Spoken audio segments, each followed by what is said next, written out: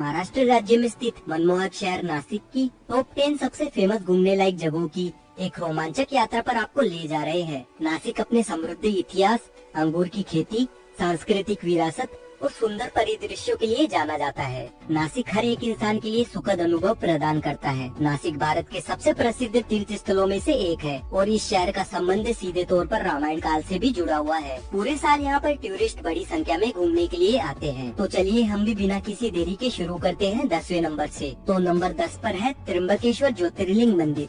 Nashik city से 28 kilometre की दूरी पर स्थित त्र्यंबकेश्वर ज्योतिर्लिंग मंदिर नासिक में एक प्रसिद्ध ज्योतिर्लिंग मंदिर है और ये ज्योतिर्लिंग मंदिर भारत के प्रमुख 12 ज्योतिर्लिंगों में से एक माना जाता है। इस मंदिर की विशेषता ये है कि मंदिर में 3 छोटे छोटे शिवलिंग स्थापित है जो ब्रह्मा, विष्णु, महेश इन तीनों देवताओं को समर्पित है। 3 लिंग एक साथ विराजमान होने की वजह से इस मंदिर को त्र्यंबकेश्वर नाम से जाना जाता है। काले पत्थरों से बना ये प्राचीन मंदिर हरी भरी हरियाली और सुरम्य पहाड़ियों के बीच में स्थित है। मंदिर पूरे देश भर से लाखों तीर्थयात्रियों को अपनी ओर आकर्षित करता है। त्र्यंबकेश्वर मंदिर से 1 किलोमीटर दूर ब्रह्मगिरी पर्वत स्थित है। इस पर्वत पर गोदावरी नदी का उद्गम स्थल है। इसी पर्वत पर शिवजी ने अपनी जटा पटकी थी और यहाँ से पवित्र गोदावरी नदी एक छोटे से गोमुख कुंड से निकलती है और नासिक में अपना विशाल रूप लेकर बहने लगती है। नंबर 9 पर है हरिहर फोर्ट। हरिहर किला जिसे हर्षगढ़ के नाम से भी जाना जाता है। नासिक से तकरीबन 40 किलोमीटर की दूरी पर स्थित ये नासिक जिले का एक महत्वपूर्ण किला है जो गोंडा घाट के माध्यम से व्यापार मार्ग को देखने के लिए बनवाया गया था। हरिहर किला एक ऐसा किला है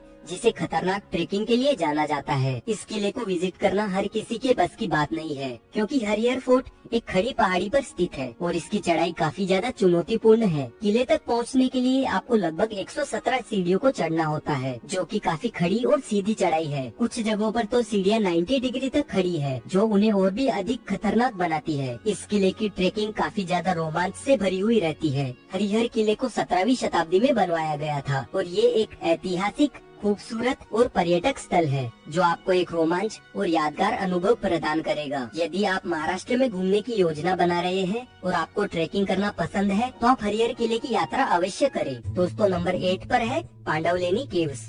पांडवलेनी गुफाएं नासिक में एक प्रसिद्ध बौद्ध गुफाओं का समूह है। इन गुफाओं में 100 से भी अधिक गुफाएं हैं जो 2री और पहली शताब्दी ईसा पूर्व के बीच में बनाई गई थी। गुफाओं में बौद्ध भिक्षुओं के रहने और ध्यान करने के लिए कमरे बने हुए हैं। वास्तुकला का बेजोड़ नमूना पेश करते हुए पांडवलेनी गुफाएं अपनी समृद्ध नक्काशी और शिल्प कला के लिए प्रसिद्ध है जिसमें खम्बे, मेहराब और स्तूप शामिल है। गुफाओं में कई बौद्ध मूर्तियां भी है जिनमें से कुछ मूर्तियां तो 1300 साल से भी अधिक पुरानी मानी जाती है। चट्टान से बनी ये प्राचीन बौद्ध गुफाएं पुरातात्विक स्थल के आकर्षण को बढ़ाती है। ये गुफाएं नासिक शहर से 8 किलोमीटर दूर तकरीबन 3000 फीट ऊपर त्रिरासमी पहाड़ी पर बनी हुई है। शांत वातावरण, प्राकृतिक सुंदरता से भरपूर ये गुफाएं सभी टूरिस्ट को अपनी ओर किसी ग्रेविटी की तरह खींच लाती है। दोस्तों नंबर 7 पर है सप्तशृंगी गढ़। सप्तशृंगी गढ़ नासिक में एक प्रसिद्ध पहाड़ी है और इस पहाड़ी पर एक धार्मिक मंदिर है जो देवी सप्तशृंगी को समर्पित है। देवी सप्तशृंगी को शक्ति की देवी भी माना जाता है और उन्हें नासिक की कुल देवी भी कहा जाता है। 3.5 शक्तिपीठों में से अर्ध शक्तिपीठ वाली सप्तशृंगी देवी का ये मंदिर नासिक से करीब 65 किलोमीटर की दूरी पर तकरीबन 4800 फीट ऊंचे सप्तशृंगी पर्वत पर विराजित है। कहा जाता है कि जब महिषासुर राक्षस के विनाश के लिए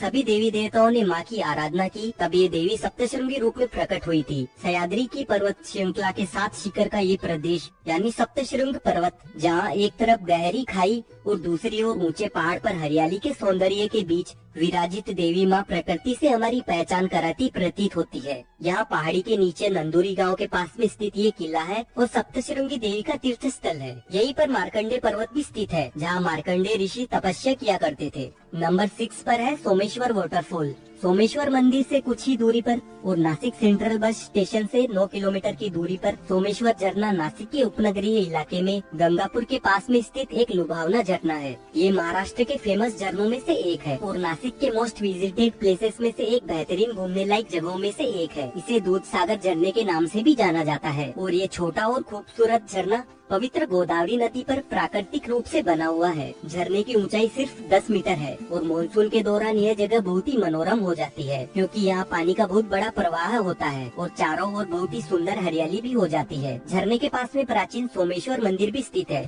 जो भगवान शिव जी को समर्पित है। दोस्तों नंबर 5 पर है कॉइन म्यूजियम। इस म्यूजियम में भारतीय मुद्राओं के अनुसंधान और अच्छी तरह से प्रलेखित इतिहास का एक अच्छा संग्रह है। ये संग्रहालय एशिया में अपनी तरह का एकमात्र संग्रहालय है। संग्रहालय का वातावरण बहुत ही अच्छा है क्योंकि यह नासिक की आकर्षक अंजनेरी पहाड़ी की पृष्ठभूमि में स्थित है। आम लोगों को भारतीय सिक्कों के बारे में सामान्य जानकारी देने के लिए इस संग्रहालय की स्थापना की गई थी। सिक्का संग्रहालय सिक्कों, सांचों, रंगों, प्रकृतियों, तस्वीरों और संक्षिप्त लेखों की मदद से शुरुआती काल से लेकर आधुनिक काल तक भारतीय सिक्कों का एक विशाल संग्रह है। कास्टिंग और मशीन स्ट्राइकिंग के अलावा संग्रहालय सिक्का ढलाई और सिक्का निर्माण के तकनीकों को चित्रित करने वाले डायोरामा भी प्रदर्शित करता है। मुद्रा शास्त्रीय सामग्री और कुछ से टोराकोटा, तांबा, भंडार वाली वस्तुएं, पेंटिंग और कुछ अन्य ऐतिहासिक कलाकृतियां भी इस म्यूजियम में प्रदर्शित की गई है। नंबर 4 पर है अंजनेरी हिल्स। नासिक से करीब 26 किलोमीटर और त्र्यंबकेश्वर ज्योतिर्लिंग मंदिर से 10 किलोमीटर की दूरी पर स्थित इस पहाड़ी को हनुमान जी की जन्मभूमि भी मानी जाती है, जिसकी समुद्र तल से ऊंचाई करीब 4264 फीट है। इस पहाड़ी पर आपको हनुमान जी के साथ साथ माता अंजनी का मंदिर भी देखने को मिलता है। इस पहाड़ी पर एक किला भी है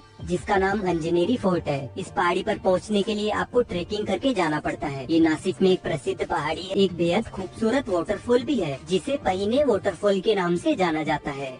दोस्तों, नंबर 3 पर है सुला वाइनयार्ड्स। नासिक शहर अपने कल्चरल, नेचुरल ब्यूटी और खूबसूरत वाइनयार्ड्स के लिए जाना जाता है। यहाँ से कुछ ही दूर एक छोटा सा गांव है डिंडोरी। हरे भरे पहाड़ों और सुंदर सी झील से घिरा हुआ यह गांव बेहद खूबसूरत दिखता है। इस गांव में देश का सबसे मशहूर सुला वाइनयार्ड मौजूद है। हर रोज यहाँ 800 से 9000 टन के अंगूरों को क्रश करके वाइन तैयार की जाती है। इस वाइनरी में एक वाइन संग्रहालय भी है जहाँ आप वाइन की किस्म और वाइन बनाने की प्रक्रिया के बारे में सीख सकते हैं और वाइन चखने के सत्र में शामिल हो सकते हैं। सुरम्य परिदृश्य और अंगूर की मनमोहक सुगंध इस यात्रा को वास्तव में यादगार बनाती है। शराब के शौकीनों के लिए ये जगह किसी स्वर्ग से कम नहीं है।